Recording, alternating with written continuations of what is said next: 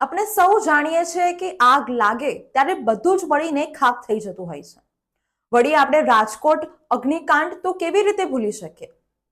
રહેણાંક વિસ્તારોમાં લાકડાના ગોડાઉન બનાવવાની પરવાનગી આમ તો નથી જ આપવામાં આવતી, પણ વડોદરા શહેરના ઇલેક્શન વોર્ડ નંબર 13માં આવેલા ઉપડા ફળિયામાં લાકડાનું ગોડાઉન બનાવવાની પરવાનગી આપવામાં આવી છે. કોની રહેમ નજર હેઠળ રહેણાંક વિસ્તારમાં લાકડાનું ગોડાઉન બનાવવામાં આવ્યું છે? સાથે સાથે આ વિસ્તારમાં ભારદારી વાહનો પણ અવરજવર કરે છે અને જેના કારણે બાળકો અને ફૂટપાથને નુકસાન થવાની ભીતિ સેવાઈ રહી છે.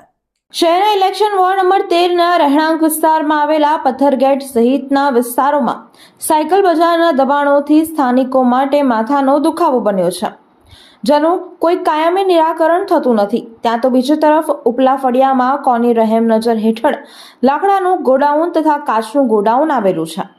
અહીં લાકડા ભરેલા ભારીદાર ટેમ્પોની સાંકડી ગલીમાં અવરજવરને કારણે સ્થાનિકોને અવરજવર કરવામાં તથા વાહનો પાર્કિંગમાં પણ હાલાકી ભોગવવી પડે છે. સાથે સાથે જ અહીં જો કોઈ સ્થાનિક કે ધાર્મિક પ્રસંગ હોય તો તે કરી જ ના શકાય તેવી સ્થિતિનું નિર્માણ થાય છે. અહીં કાચના ગોડાઉનના વિસ્તારમાં હોવાથી કાચ કટિંગના કણોથી લોકોના સ્વાસ્થ્ય પર અસર પડે.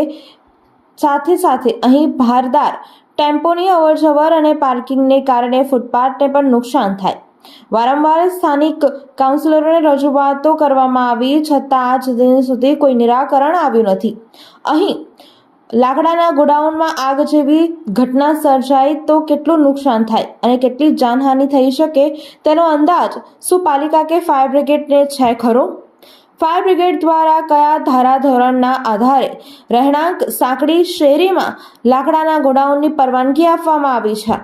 શું તંત્ર અહીં લોકોની સુરક્ષાને જોખમમાં મૂકવા ઈચ્છે છે?